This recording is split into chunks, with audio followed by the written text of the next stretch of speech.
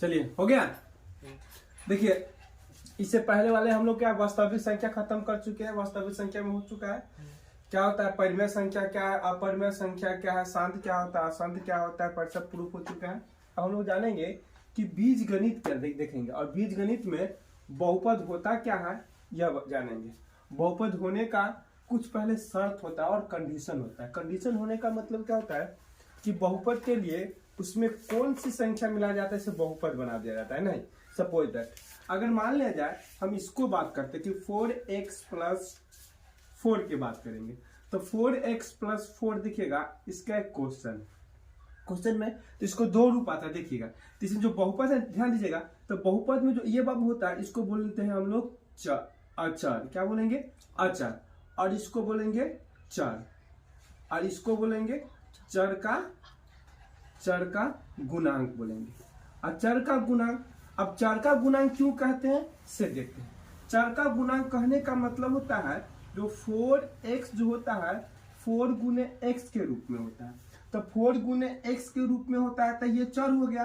ये क्या हो गया आपका अचर। मान कुछ देर के लिए अचर समझिए, तो किसके साथ हम गुना कर दिए हैं, अचर को चर के साथ गुना करेंगे, तो ये इसका जो रिलेशन इससे बन जाता है वो क्या बनाता है, चर का गुणांक का रिलेशन बना देता है। तो किसका गुणांक, चर का गुणांक का रिलेशन बना दिया, तो ये क्या होगा चर का गुणांक। अन्यथा इसको हम क्या कर सकते हैं, ये 4 क्या है चर का गुणांक होते हैं, ठीक है ना, चर का गुणांक।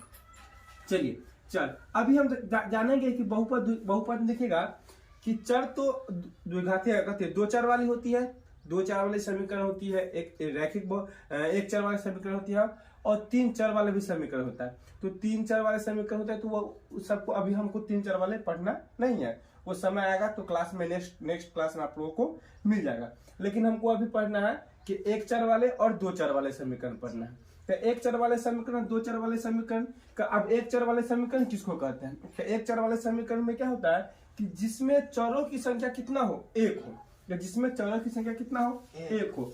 यहाँ पे देख लीजिए कि अगर 3x + 2 बात करते हैं देखिए, तो इसमें चर क्या है आपका x है, तो इसमें क्या वो x है, एक ही x है, तो इसलिए कौन हो जाएगा, ये चर हो जाएगा। समझ में आया कि नहीं, ये क्या हो जाएगा आपका एगो चर है, तो इसलिए 1 चर वाले हो जाएगा। अब इसको 1 चर करेंगे, हाँ अब इसमें जब 1 चर हो जाएगा तो चर का एक कंडीशन होता है कि 1 चर वाले रैखिक समीकरण कहलाता है, या द्विघातीय समीकरण कहलाता है, या त्रिघातीय समीकरण कहलाता है ना। तो हम रैखिक समीकरण किसको बोलते हैं, द्विघातीय समीकरण, द्विघातीय बहुपद किसको कहते हैं, रैखिक बहुपद किसको कहते हैं, त्रिघातीय बहुपद किसको कहते हैं, ठीक है ना। अब ये जानेंगे। इसके पहला बात जानते हैं हम कि रैखिक बहुपद होता है क्या, रैखिक बहुपद। अब देखिए रैखिक बहुपद को लिखेंगे कि वैसा बहुपद जिसमें चरों की संख्या एक हो तथा उसकी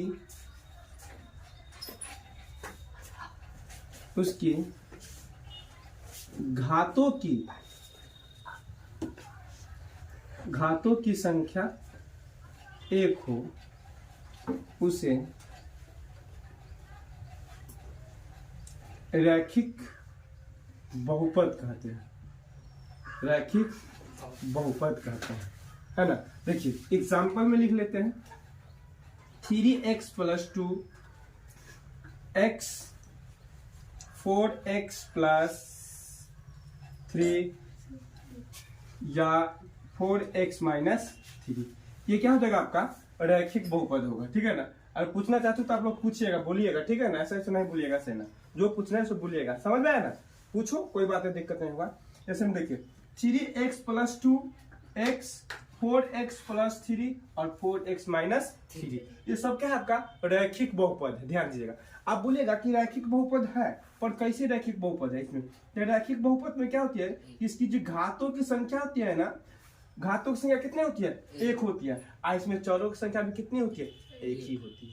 रैखिक बहुपद में देखिएगा 1 ही होती है, हाँ। लेकिन आगे चलिएगा ना तो 2 चर वाले पढ़ेंगे तो उसमें भी हो जाएगा रैखिक बहुपद, वो भी क्या कहलाएगा आपका रैखिक बहुपद, x + y x plus Y plus 3, ये भी आपको क्या होगा इज इक्वल टू 0। अब ये क्या है इस समीकरण के रूप में आ जाएगा, है ना।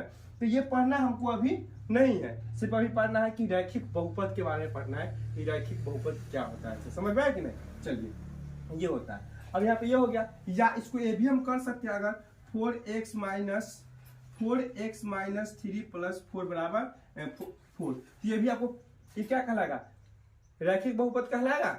क्यों कहलाएगा, क्योंकि इसमें देखिए घात कितना है इसका, घात 1 है। इसका चर भी देखो बाबू, चर भी होगा 1, कितना 4 x में से 3 को x जाएगा तो एगो x बचेगा प्लस 4। अब क्या चर भी एगो आ गया, और दूसरा बात क्या होगा इसका घात भी कितना आ गया 1 आ गया। क्या कहलाएगा आपका रैखिक बहुपद। आया समझ में कि नहीं। चलिए अब ये रैखिक बहुपद जानेंगे। रैखिक बहुपद जानने के बाद अब हम जानेंगे उधर रैखिक बहुपद जानने के बाद उतारिए पहले आप लोग। वहाँ पे मतलब क्या लिखे थे, क्या बोले, वहाँ पे क्या लिखे थे, चलो चलो जी उतारो। चलिए आप पढ़ते हैं द्विघातीय बहुपद, ठीक है ना। द्विघातीय बहुपद में क्या होता है इसके बारे में देखेंगे। वैसा बहुपद जिसमें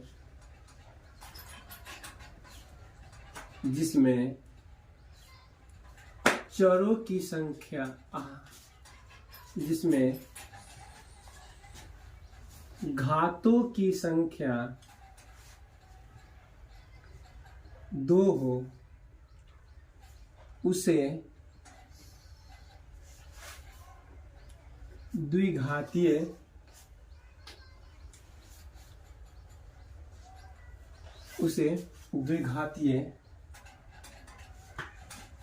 बहुपद कहते हैं। Example 2x² plus 2 3x² plus 2x plus 4 1/2x² plus 1 या 1/2x² माइनस 1 एक्सेट्रा etc कर देना। हो गया, चलो बाद में उतार, ध्यान दो। इसमें देखो इसमें कहता क्या है, देखिए इसमें क्या कहता है कि 2 4 वाले समीकरण में क्या होता है, इसका जो घातों की संख्या कितनी होती है 2 होती है। घातों की संख्या 2। आज जब घातों की संख्या 2 होगी वो क्या कहलाएगा द्विघातीय बहुपद। हाँ वही क्या कहलाएगा द्विघातीय बहुपद कहलाएगा।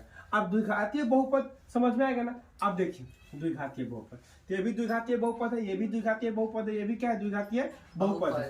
क्या हम x² को द्विघातीय बहुपद कह सकते हैं। हाँ ये भी हो जाएंगे क्या बाबू द्विघातीय बहुपद हो जाएंगे। बोलिएगा कैसे कर सकते हैं इसको। एक बात है, अभी x ना होगा उस पे मतलब उसका पावर 2 हो जाएगा तो द्विघातीय होगा। नहीं वो नहीं हो सकता। एग्जाम्पल की बात करते हैं कि अगर मान लीजिए x प्लस x² दे दिए तो क्या ये द्विघातीय बहुपद हो सकती है नहीं। हाँ ये रैखिक बहुपद होगी। हम आपको बताया है कि चरों की घातों की संख्या, देखिए क्या कहते हैं यहाँ पे कि घातों जिसमें घातों की संख्या कितना, यहाँ पे एरो दे देना, यहाँ लिख देना कि चरों की घातों की संख्या कितनी हो 2 हो। चरों की घातों की संख्या कितना होगा 2, तब वो क्या कहलाएगा द्विघातीय समीकरण। ये तो आपका अचर हो गया, इसको आप सोल्यूशन कीजिएगा तो कितना होगा x प्लस कितना आ जाएगा 16 आपके रूप में आ जाएगा। फिर रैखिक बहुपद के रूप में आ जाएगा तो क्या कहलाएगा आपका रैखिक बहुपद कहलाएगा। ठीक है कि नहीं, कोई दिक्कत। चलिए अब इसमें रैखिक बहुपद के बाद आते हैं त्रिघातीय बहुपद। तब त्रिघातीय बहुपद देखो,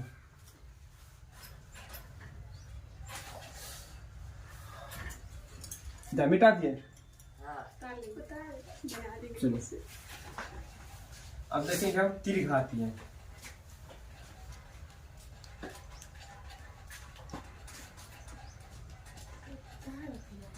अब त्रिघातीय बहुपद क्या होता है, देखिए वैसे बहुपद जिसमें चरों के घातों की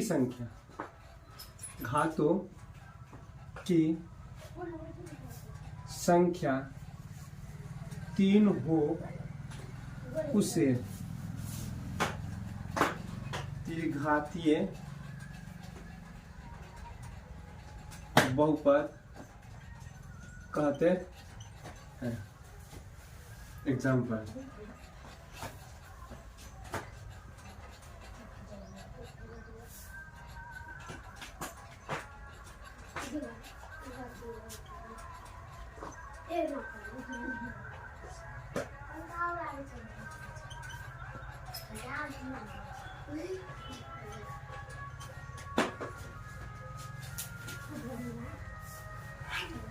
चलिए ध्यान दीजिए, चलिए पहले समझिए उसके बाद देखते हैं आगे।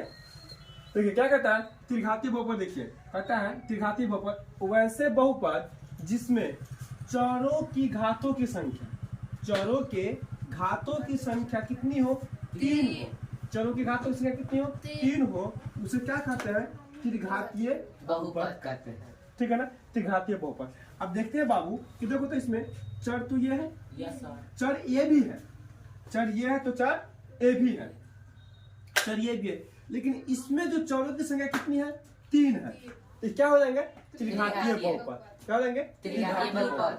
अब इसमें देखिए, इसमें चरों की संख्या कितना है, 1 है, लेकिन इसमें सबसे अधिक कौन है, 3 है, सबसे अधिक 3 है। और जो सबसे अधिक 3 होगा उसी को हम बोलेंगे त्रिघातीय बहुपद। या इसका डिफिनेशन आप यह भी कह सकते हैं कि वैसा बहुपद जिसमें चरों की अधिकतम घातों की संख्या 3 हो, चरों की अधिकतम घातों की संख्या कितनी हो, 3 हो, उसे क्या बोलेंगे, त्रिघातीय बहुपद। क्योंकि आप ऐसे क्यों बोलेंगे, ऐसे कहने के कंडीशन क्यों बोलेंगे, देखिए इसमें इसलिए बोलेंगे कि इसमें देखिए ये रैखिक बहुपद भी है, द्विघातीय बहुपद भी है और त्रिघातीय बहुपद भी। तो 1, 2 और 3, तो अधिक से अधिक कितना है, 3, तो अधिक से अधिक 3 है, तो कौन सा बहुपद कहलाएंगे, त्रिघातीय बहुपद कहलाएंगे। अब आया समझ में कि नहीं, कि अधिक क्यों बोल दिए, समझ में आया कि नहीं। अब यहाँ पे देखिए, इसको जरा समझिए तो कैसे लिखे हुआ है, पहले x स्क्वायर कर दिया है, फिर x क्यूब कर दिया, फिर x कर दिया, फिर क्या कर दिया, 2। क्या ये त्रिघातीय बहुपद है, हाँ है, क्यों है, यहाँ पे देखिए, हाँ चूंकि चर के जो अधिकतम घातों की संख्या कितनी है बाबू, 3 है। जब अधिकतम घातों की संख्या 3 होगी तो क्या कहलाएगा, वो त्रिघातीय बहुपद कहलाएंगे। ठीक है कि नहीं, चलिए अब इसमें कोई दिक्कत नहीं।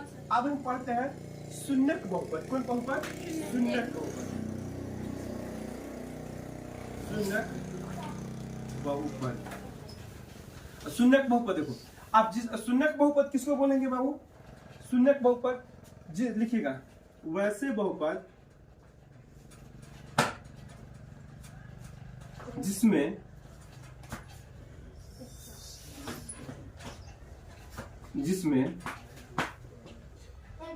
चरों की घातों की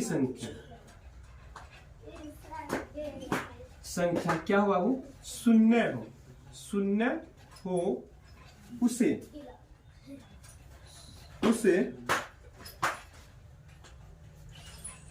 शून्यक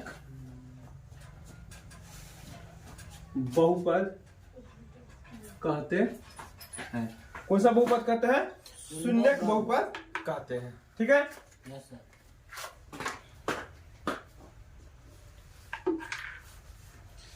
इस इंक को गिरा उड़ा के चल जाता है सब। चलिए ध्यान दो, उतार लिए, ये भी उतार लिए, ये भी उतार लिए, ठीक है ना।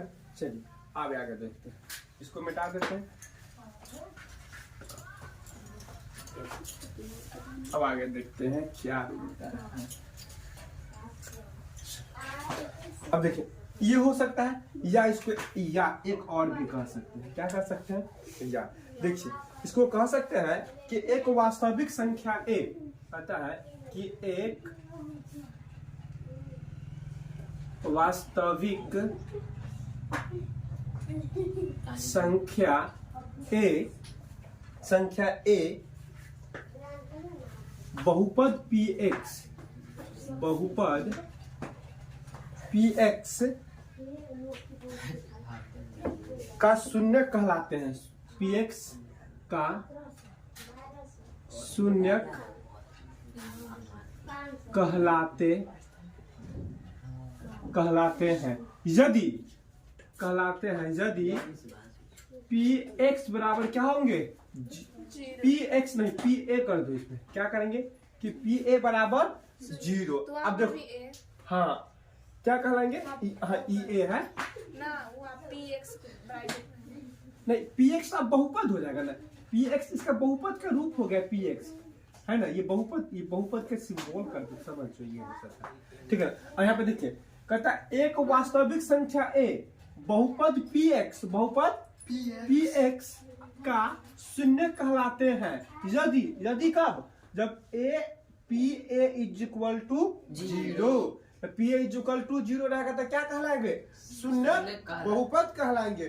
शून्य बहुपद कहलाने का मतलब यहाँ पे समझिए एग्जाम्पल में दे रहे हैं कि जैसे कि यहाँ पे देखिएगा एक्स स्क्वायर माइनस 8x और प्लस कितना हो जाएगा 20। देखो एक्स स्क्वायर माइनस देखिए x square minus 8x plus कितना 20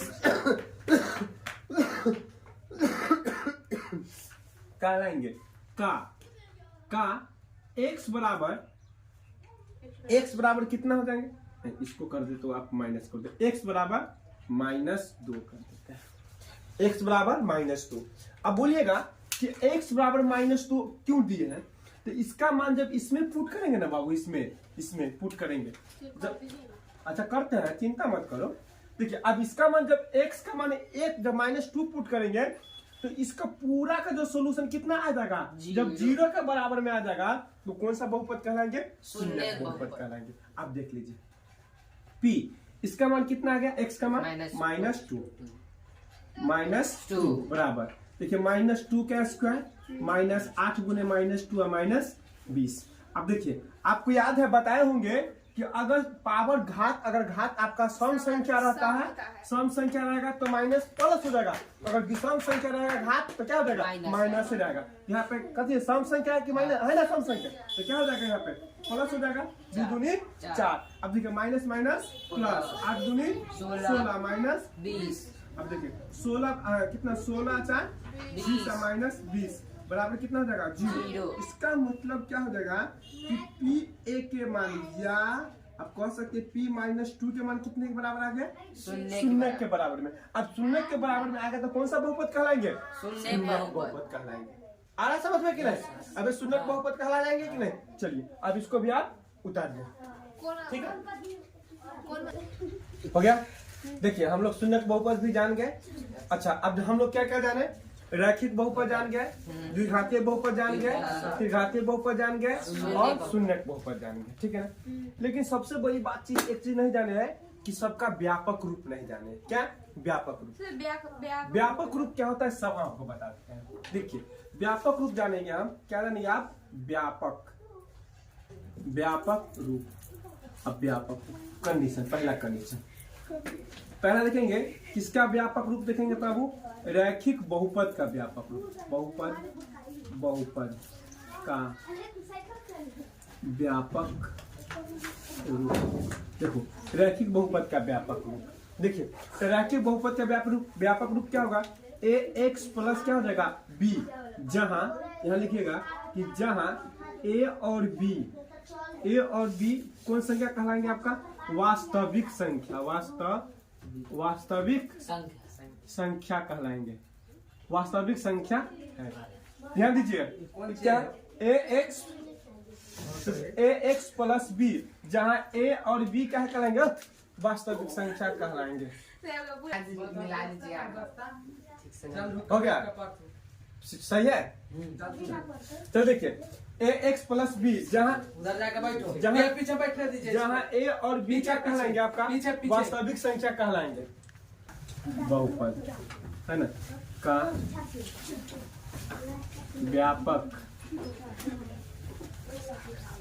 व्यापक रूप। चलिए द्विघातीय बहुपद क्या होगा व्यापक रूप होगा। अब देखिए इसका द्विघातीय बहुपद का ax square plus bx plus c इसमें भी लिखिएगा कि जहां a b और c व्यापक रूप वास्तविक संख्या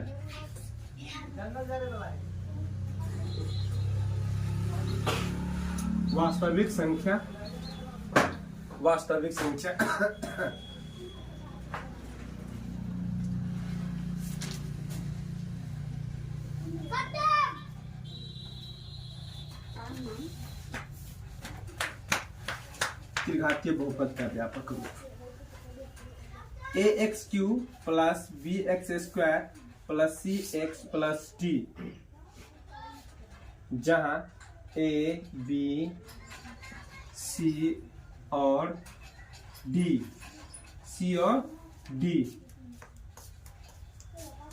वास्तविक